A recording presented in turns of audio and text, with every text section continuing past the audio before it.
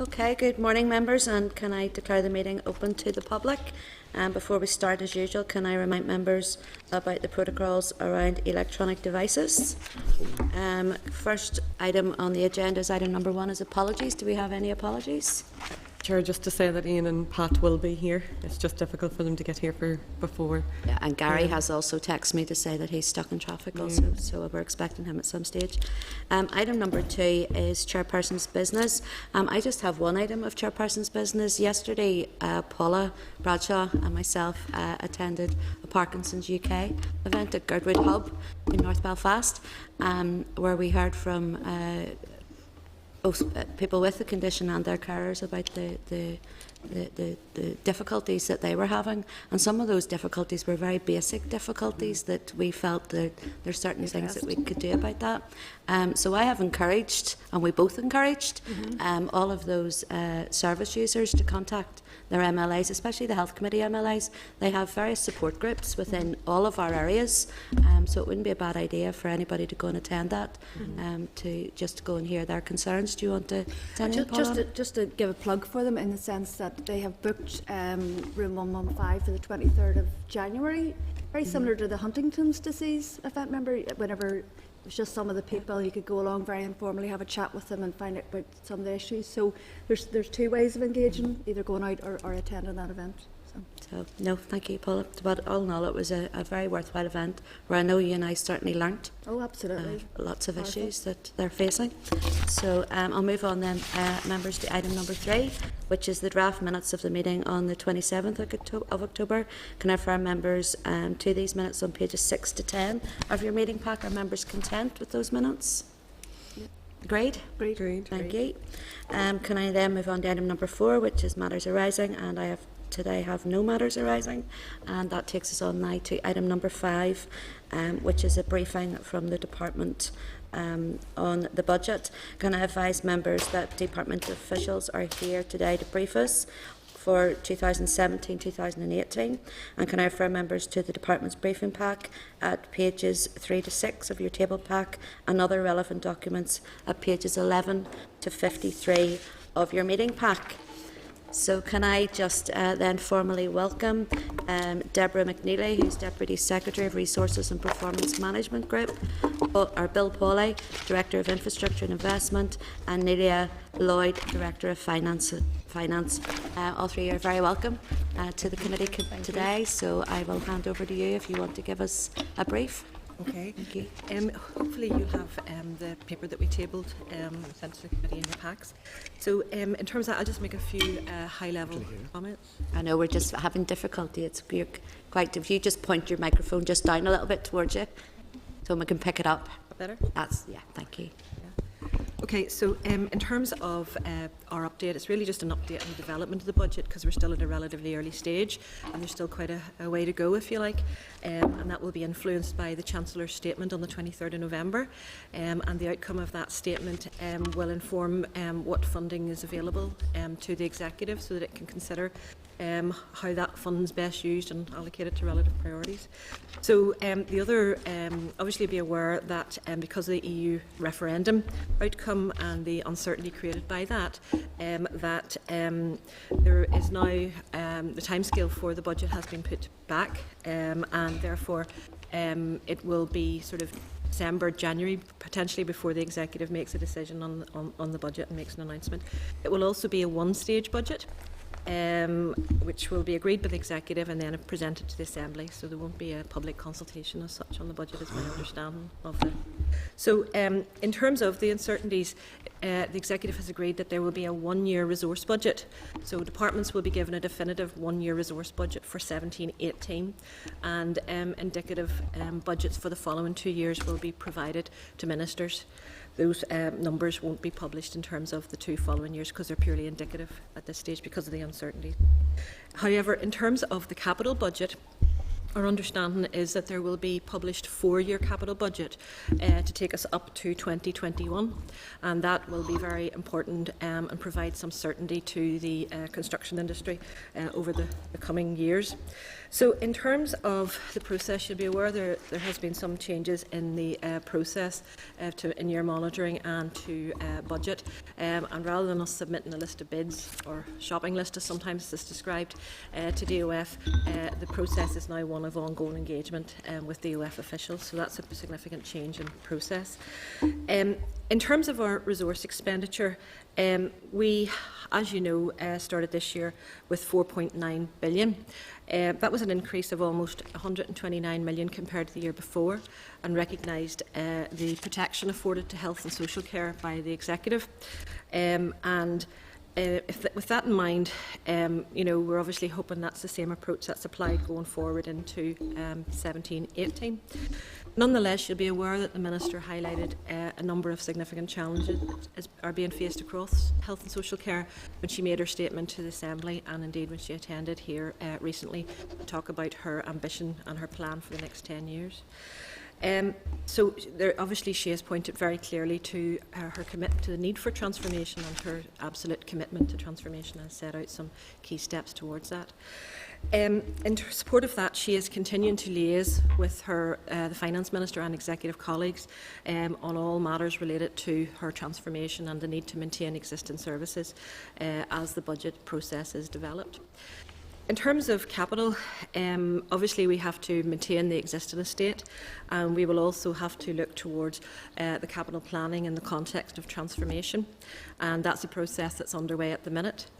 In terms of our capital commitments going forward, we estimate at this stage that our capital commitments are £255 million in 2017-18, so that's a significant level of contractual commitments and minimum requirements for maintenance and so on, so 255.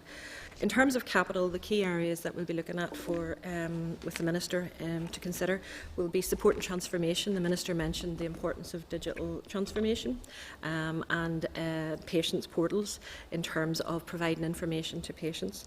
There'll also be the issues I mentioned: investment in maintenance and safety of the estate. Investment in primary care will be a key consideration, as well as a range of projects put forward by the trusts and arm's length bodies, for example, aimed at increasing capacity in terms of service delivery. We are working with DOF colleagues, say, on a continuous basis, and with colleagues across our Health and Social Care Board, for example, and trust in relation to budget. But at this stage, we can't say with any certainty where the budget position will be or what the implications for the department will be, other than the fact that we are just continuing to work through all of these issues with the colleagues in DOF and indeed with the Minister in terms of keeping her abreast of developments, really. So I'm happy to take questions in relation to the budget process. Okay, thank you, Deborah. It's a little disappointing for us, I suppose, that we don't have a great deal of information to go on. I can understand the reasons why, but it still makes our job slightly more frustrating that we're not able to ask you some specific questions, because I would take it you're unable to answer quite a few of those, because a lot of it is assumptions and in the planning. I just want to ask you to affirm something that you said about the capital budget. As you said, it's going to be a 4-year plan for that. Is that correct? And then you'd said within that capital budget, there's supporting transformation, maintenance and safety, and also the primary care. So that by that 4-year budget, we should start to see the plans for the Minister's vision within that 4-year budget. Yes. So that is something that we can feed into and be part of and scrutinise around that. I know the resource is a 1-year budget, which is going to be slightly more difficult for the committee and to look at long-term plans, but the 4-year capital budget will include then the transformation. Yes, and as the Minister said, she's very much into sort of the co-design, co-production, working in partnership in relation to the development of her vision and the outworkings of that, and therefore there will be, she will be engaging with stakeholders in relation to that, and that will help inform, particularly in the later years, because a lot of the work done that will be done in sort of 2017-18 is already stuff that's in train, so it will be the new stuff coming on in terms of planning, and how that's prioritised will be a key issue in terms of transformation. Okay, a couple more things. I'm going to bring members in first. Joanne, you're first. Thank you. Like the chair, I'm disappointed at the lack of detail. I'm busy scribbling down. You talked about investment in primary care will be a key consideration. How key? You know, we need detail. Can I ask then? The position has obviously changed since we received a brief in the budget back in June, and your planned allocations broken down 2016-2017. The chair touched on this. You say that you have 4-year capital, so it's 3-year for revenue, 4-year for capital. It's 1 year really for revenue, because that'll be the only definitive budget that we get Okay. in terms of confirmed. Right. Okay. Will the Bengoa recommendations alter the length of the health budget process then? Will they? In terms of the planning cycle, the BEGOA recommendations, the planning cycle in terms of whether it's a 1-year budget or a 2-year budget is obviously a consideration for the executive, and it's also tied obviously to the HMT GB budget process in terms of that. So in terms of the BEGOA report, given his department, it doesn't give the department any more flexibilities, but the Minister will obviously want to work with colleagues to see, and we'll be looking to, a 2-year and if budget process, because obviously we've talked to the committee before about the importance of having more long-term planning and more certainty about our funding processes. But in terms of that, that'll be a matter for the executive. Okay. And then the Minister's delivering together document, which was with the actions, which was launched in October. What impact then do these measures proposed over the next 12 months have on your planned allocations for 2016-2017 and the budget for 2017-2018? Can you give any For detail? 2016-17, the implications of the actions that she set out, the 18 actions, those are being managed within existing resources. For example, some of those issues relate to mobilisation in terms of programme management, the setting up of the oversight structures, so that will be managed within existing resources by, for example, reprioritising staff resources within the department. She talked about the rollout of Ask My GP in the current year. That's being managed within existing resources, and there'll be a number of consultations launched as well, and again that's being managed within existing resources. Looking forward to the following year, we have got early figures through, because obviously they'll need refined as business cases are done and part of the co-design piece is done, and those early figures are being sort of put into a whole big budget build exercise that we're undertaking at the minute, and then she has clearly indicated she'll be working with her colleagues at the executive table to secure the resources for transformation going forward. So can you give us more of an indication of the pressures you're raising with the Department of Finance for the 2016-17 budget and also projection for 2017-2018?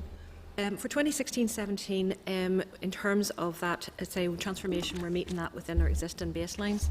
In terms of the future years, we can't give an indication at this stage because, as I say, the Minister, and we're still working through the numbers for all of her aspects of that. But of course, there will be increased requirements in terms of funding, for example, increased GP places and increased nursing places.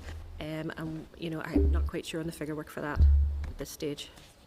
Okay, and finally then, it's frustrating for us because we're not getting any detail.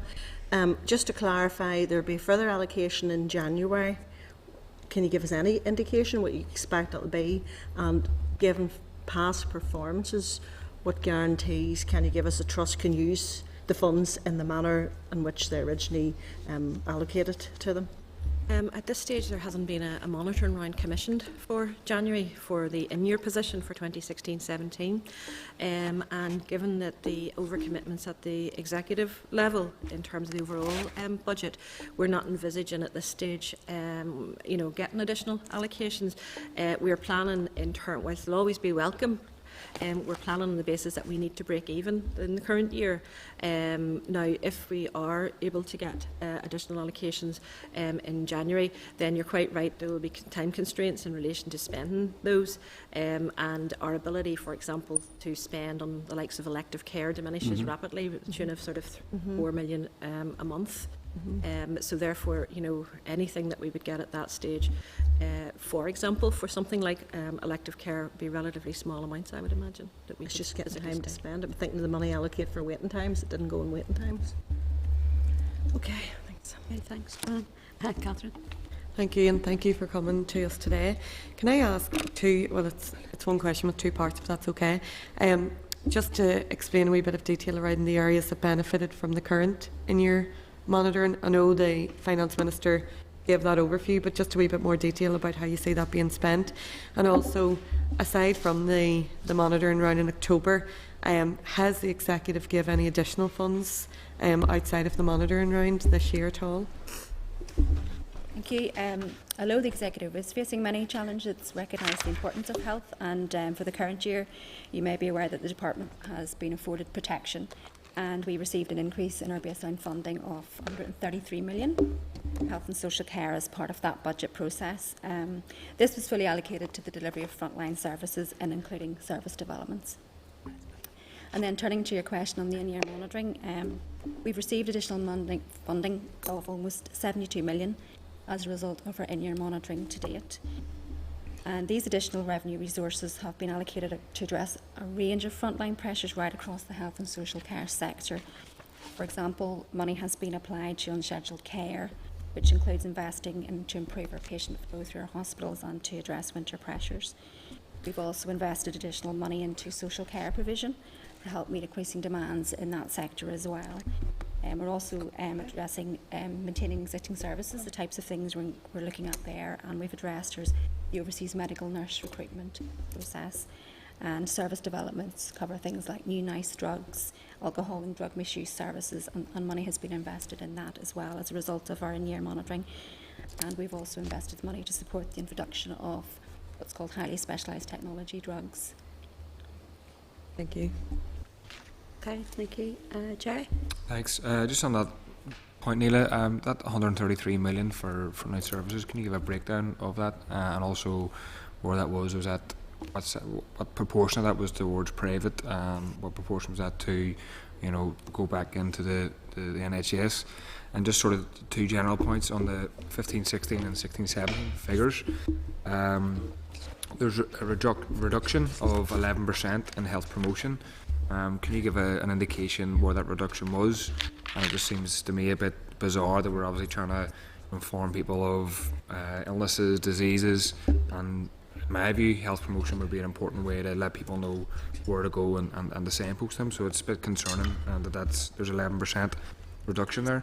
And just the other point, the other in the 15-16, 16-17 spend, by comparison, there's a 36% increase, which I think is about 30 million if I'm correct in figures.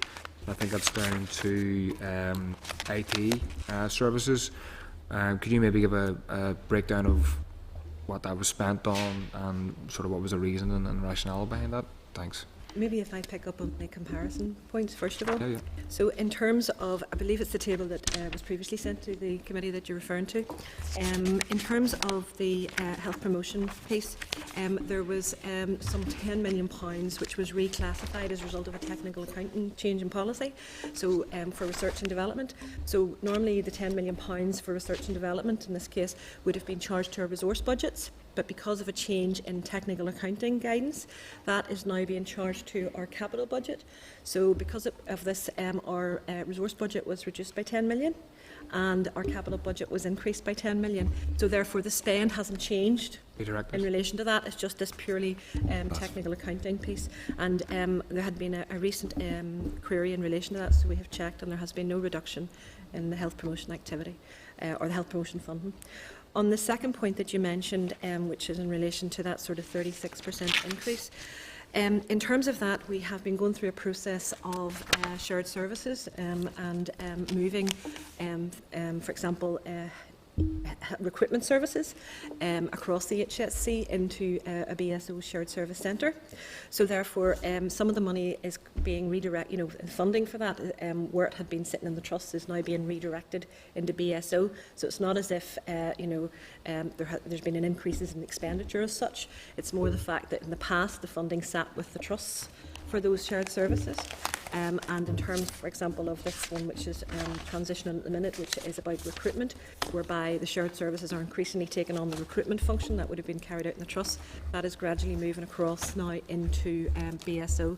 So that would be an element of that. We can look in and see can get some more detail on that for you. But as I say, I know that there's a transition period where the trusts have been putting all of their HR recruitment piece into the shared service as part of an ongoing journey there. You wanna pick up? Yeah, I'll pick up on your point then about the opening baseline funding adjustment, the additional 133 million. It has been allocated to frontline services through our Health and Social Care Board, who is the commissioner of the services through the trusts. And all of that money was allocated out to them for the whole health and social care sector to benefit from in terms of frontline services.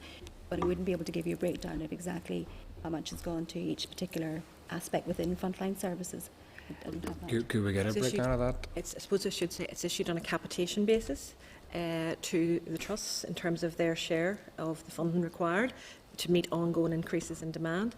And in terms of that capitation basis, that takes account, for example, of demographic changes. It takes account of deprivation, rurality and other circumstances. So there's a formula that's applied to allocate the money out.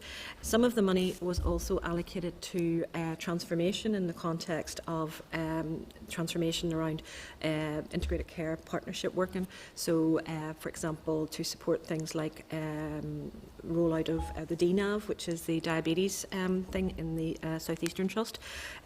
Also, you know, in terms of ongoing funding for things like oxygen home services, in terms of service developments, some of the money was also allocated out for the ongoing process in relation to the rollout of pharmacists in GP practices. So that just gives you a bit of a flavour for where some of that money has gone. In relation, you had a second part to your question, I think, and I've missed it. I think that was it. Yeah, thanks. Okay, thanks. Paula? Thank you. Two questions. I would actually maybe like to take you, are you involved in the States? Is that your... Yes. Okay. I had a meeting yesterday with somebody who works for the Health Trust, and he mentioned about his concern around the delivery of the acute mental health unit at Belfast City Hospital. It's meant to be, well, I think it was anticipated to be finished this autumn, and now I think it's moved back to spring. And I'm just wondering, is there any progress on that, and can you give an update on where we're at with that? The Belfast City Hospital project commenced construction in July of this year. Okay, so it's it's not projected to be completed until 2019. But I'm saying when it was launched, it was originally meant to be this autumn, and then it was put back till next spring. And I'm just wondering, are you now saying it's...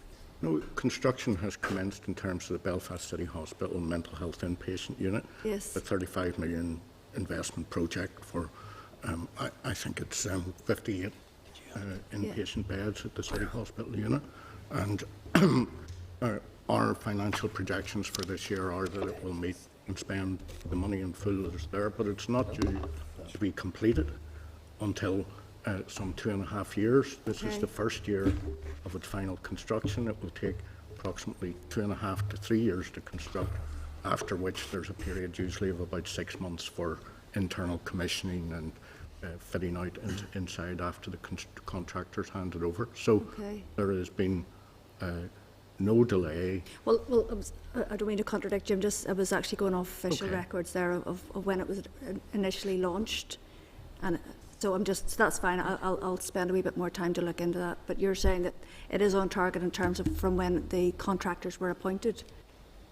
Yes, the construction contract was awarded earlier this year, and contractors have been on site from July. Okay, thank you. I understand. The second question, at the September 28th, the Department of Finance provided oral evidence to the Committee for Finance in respect of the Executive's budget process. And one of the points we get in our notes is that the Department of Finance presumes each statutory committee will engage with its respective department to consider the department's service delivery plans and related anticipated costs. Has that happened in any other committee? We understand there's been very high-level briefings at other committees, similar to the briefing we're... Yeah, but what I'm saying is that the Department of Finance presumed then that they would look at the impact of inflation, pay and price increases and departmental spend. So no other committee has had... In some committees, there has been some more information provided. For example, I understand the Department of Justice Committee had a more detailed briefing. In terms of the other committees, we understand that with very high-level briefings have been provided, rather than a detailed shopping list, if you like, of every pressure. because we have reviewed transcripts. I suppose to follow on from what Paula was saying, and I think leads to this as well, we were asked by the Minister of Finance to give our feedback, albeit he wanted it by the end of October, but I think that was a mistake that was made in the letter, as to what the committee felt about the budget, and that was to be with him before it goes to the executive. And I suppose at this stage, from the briefing that we've got and the information we have, we're actually unable to give a detailed response on what we think about the budget. So it's just, I suppose, we need to know really when we're going to get more detail in order for us to be able to perform our duty and respond to the Minister of Finance and say this is what we believe or this is what we think, good or bad.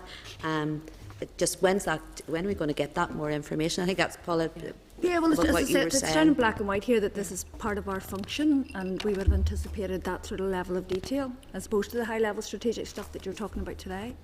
Well, obviously, we'll have to go back through to our Minister, we'll have to speak to the Finance Minister, engage with other colleagues, because obviously we're here representing the Minister today in the terms that we have been advised to come, and the new guidelines have been very clear in terms of central guidance that have been issued to ourselves, for example in relation to queries to disclose information, and we've been told through the instructions that the new processes mean that we can't disclose like a shopping list, if you like.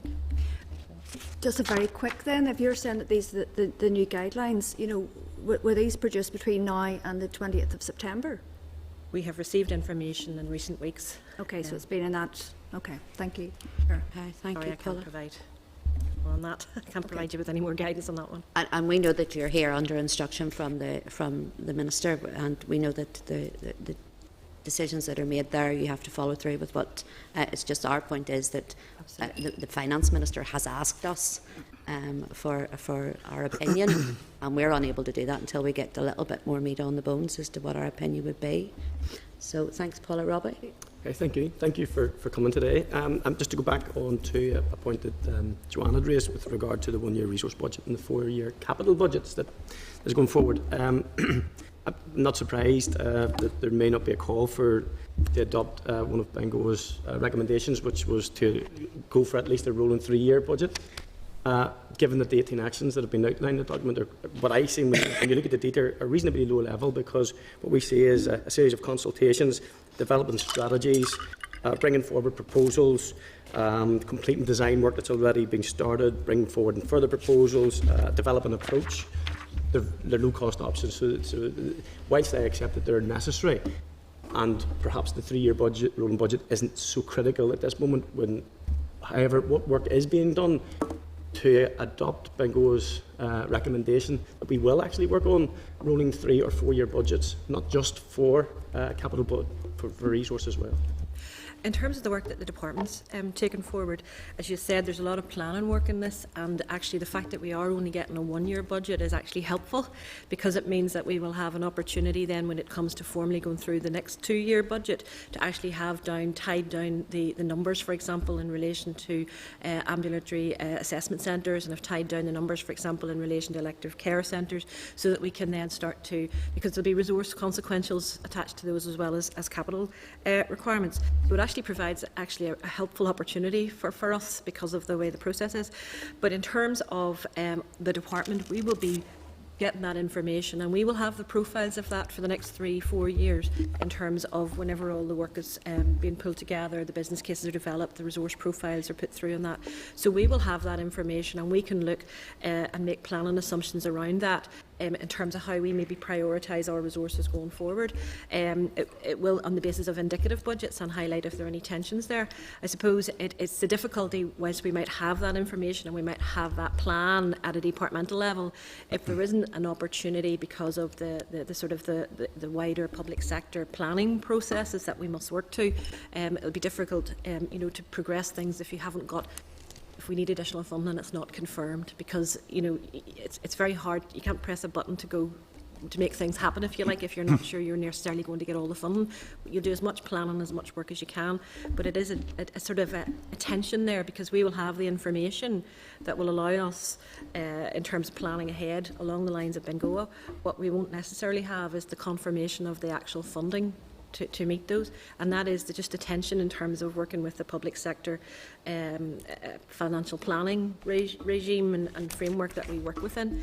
Like I say again, in terms of any change to that framework, that's a matter for the executive to consider, and obviously we are constrained because in terms of working in terms of the budget that we get from the government as such, the mainland, that is given to us, and we don't have the ability to, or we have very limited capacity as an executive to carry money forward. So and that's constrained, whereas in the past, years gone by, there would have been more flexibility there. So, it's a very constrained framework that we are working in at a regional level because of the framework that's coming through to us from HM Treasury. So, as what you're saying, that there's a reluctance to push for the rolling 3-year budget because of those constraints. I mean, if we were looking at a 10-year plan for, and there wouldn't be a party either within the executive or outside the executive that doesn't want to see it work. And if the minister was prepared to press the finance minister for the leverage, I mean, health isn't.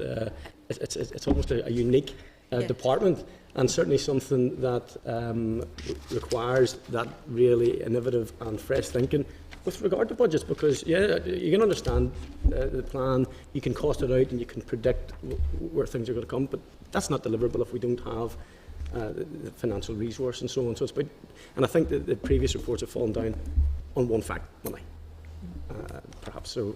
Well, I mean, it's something that we have, we've continued to liaise with DOF in, but I suppose they're working under constraints that are out with their control, and whilst they will continue to, no doubt raise their concerns with, the Treasury, if you like, if the Treasury framework doesn't change, then we have constraints here, and it's how much flexibility can our local executive apply to the health budget in terms of giving it a bit more certainty, if you like, I think is the phrase, then that would be something important for them to consider. Just to finish this tonight, because I'm sure you've been busy in this, and we've been pressing the Minister for costs with regard to delivering the full package, if you like. And if you were going to the Finance Minister and you're looking to give him a business case, I'm sure you're working hard on this. You talked about an increase of, I think, something like 1.2 billion, roughly, over this last number of years. We're on 4.9 at the moment. Forecasting forward, would we be looking at delivering the Minister's vision and coming in at a cost neutral almost within the 10 years? Or would we be looking at an increased expenditure? There's bound to be some discussions that I've had as to what that's going to cost us. I suppose the conversation that I have had is that because of inflation, there will always be inflation, there will always be growth in demand. We need for transformation to have a period of almost double running, if you like, so we need to maintain the existing services and keep those going at the same time as transformation, so there's almost a period of double running. At some stage, does that mean that the new transformation sort of switch gets turned down and we never need any more of this? I don't think so, because there'll always be growth. It's about slowing it as much as anything else, because if you take it that we have 4.9 billion at the minute, do I think that in 5 or 10 years' time that we will need more than 4.9 billion? Yes, we will. But it'll be about slowing that so that you don't end up, I think there's a figure of, if we don't make the transformation now, in sort of 9 to 10 years' time, we'll need 90% of the block because of just purely 6% growth, which is the normal rate of growth that we see in the health sector. So I don't see us ever saying, here's a cheque for some money we've saved going back, because there'll always be that increased demand and increased inflation. Technologies in terms of medical developments are coming across all the time. This year, for example, we've seen the highly specialised technologies, which is for people with very rare diseases, and they're able to get treatment. But that's all very adds every year on year. Every time there's developments like that to costs. It's about stopping that so that we don't end up getting to those giddy heights of needing practically all of the block. But as to, could I give you a figure and say, oh, in 5 years' time we'll only need 6 million? I couldn't give you a figure, it'd be completely speculating. I mean, thank you for that, Robbie. And just to follow on, it's actually quite encouraging, because for any of us that sat in the Health Committee in the last mandate, to hear the department coming back and saying about nearly this parallel service that needs to be put in place, because we know from, and those that weren't here even in the last mandate, we all know that that was part of the reason why it didn't go as far as it should have went. We know there were lots of things that did progress, but there was many that didn't. So that's actually encouraging to hear that there will be some sort of parallel service for a time, because we all know that needs to happen. But I also understand your about the acute care as well, and that will continue. There's no doubt about it. But we'll be offering a better service by the end of it. And hopefully, with the development of new care pathways, keeping more people out of hospital, and we've already been seeing some success in that in terms of some of the measures you've talked about, with the new, for example, alternative care pathways that the ambulance service has introduced, whereby I think 6,000 to 7,000 people haven't been needed to go because they've been either seen and treated at home or seen and sort of referred, and the district nurse maybe has come out to see them. So there's been good positive things about keeping people away and being treated in home, because that's where they want to be and that's where they get the outcomes, So And just another follow on from Robbie's point as well. And do you anticipate that we will progress towards more of a rolling budget as we get further in the mandate? I would love to think that. Okay, and I'll put you on the spot. Ian? Thank you, Chair. And sorry I come in late and I missed your presentation. But I have just one question, and the Minister has set out actions for the next 12 months in the Delivering Together transformation document, some of which is going to occur in this financial year. How will this be funded? That's the... In terms of the current financial year, the focus is really on, a lot of the focus is on mobilisation and, for example, establishing the oversight arrangements and, the engagement pieces and things like putting the various documents and various pieces out to consultation, like, for example, imaging and group services and so on. But so that's all going to be managed within existing resources, and, for example, where it's requiring programme project management, to actually take these things forward. For example, in the department, we're reprioritising staff resources to different areas to be able to take that forward, and as well as some of the other measures she mentioned in terms of the current year. We are already rolling out the Ask My GP and the funds and baseline for that. We're already rolling out the pharmacists into GP practices and the funds and baseline for that. So no additional funding required in the current financial year for transformation.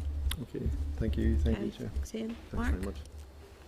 Oh, thank you, and thanks for your presentation. I suppose I would just echo the sentiments expressed by some members that I don't want to shoot the messenger, but it is disappointing, although not that surprising, that we don't have or aren't getting that much detail today.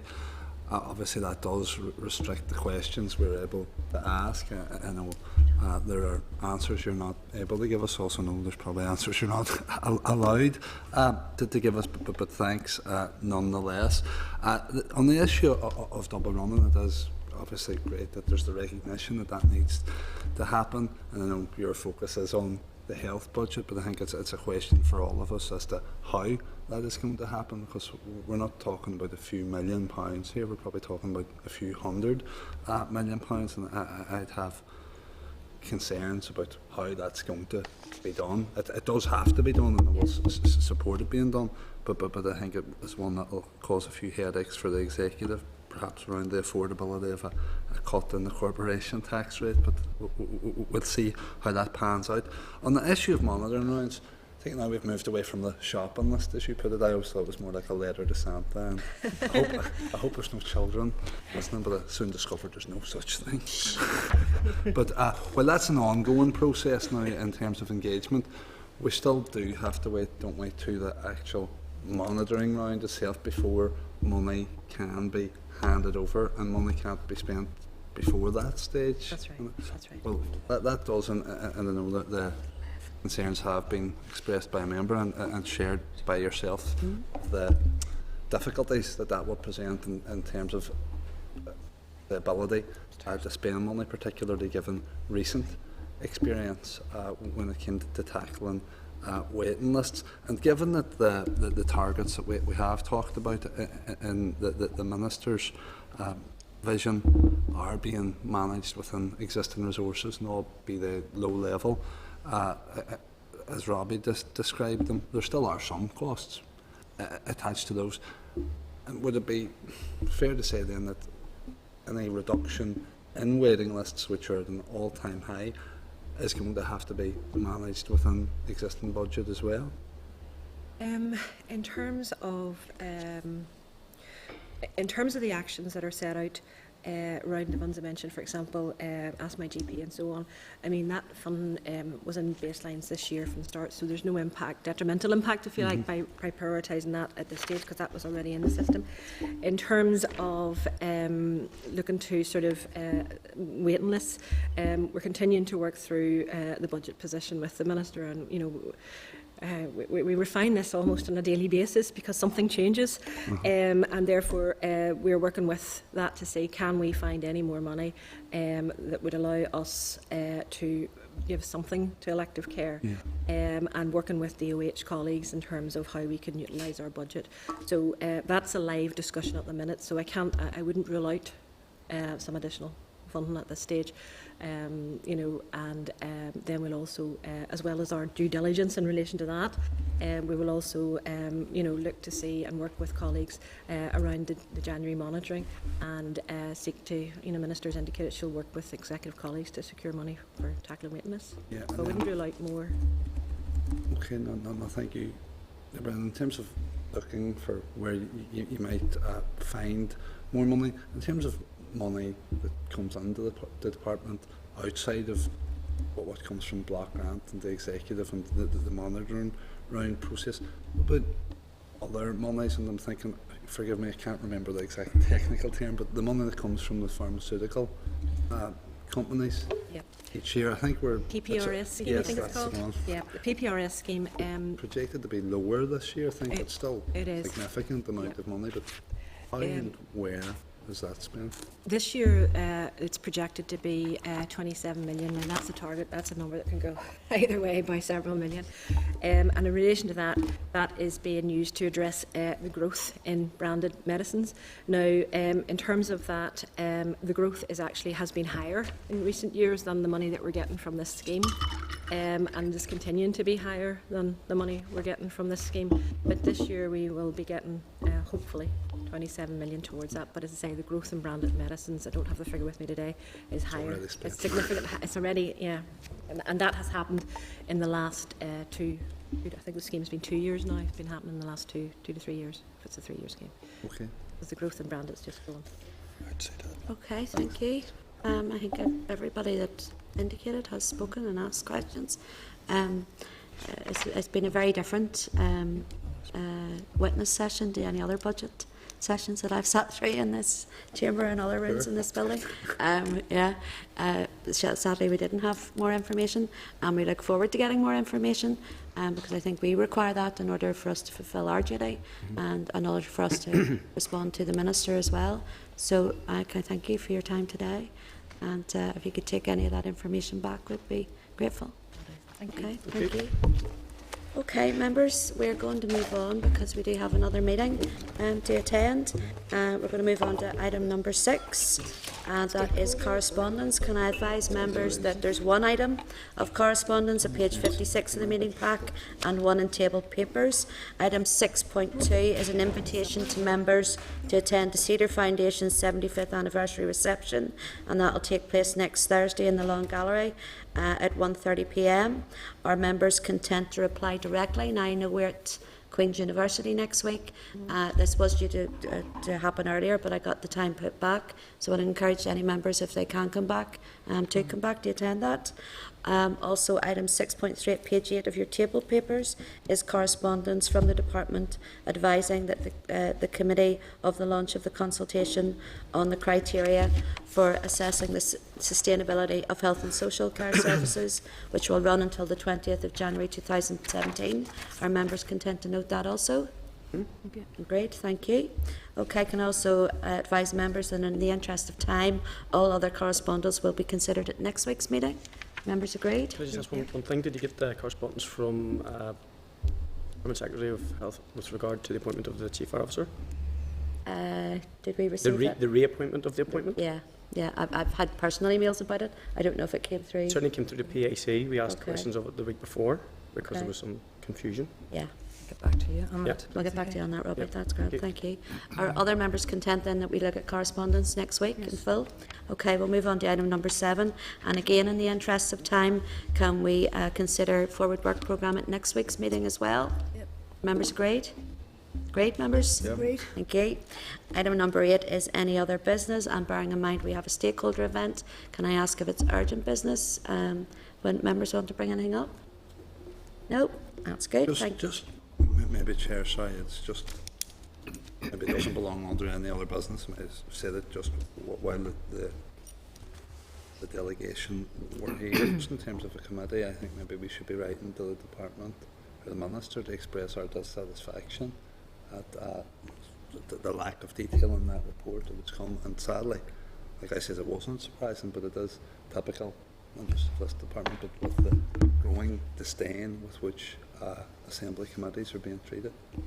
Okay, It's members. seriously restricting our ability to do job. I think from the general tone of everyone around the table, we did say in our briefing session that we were disappointed. I have no issues with writing to the Minister just to express that in writing. Members are agreed? Right, yeah. Okay, thank you. I'll move on then to item number 9, which is date and time of next meeting.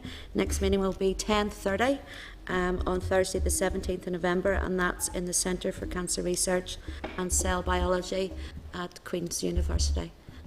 Sorry, go ahead. I have 2 students with me next week. Would it be possible to bring them work experience to bring them with me?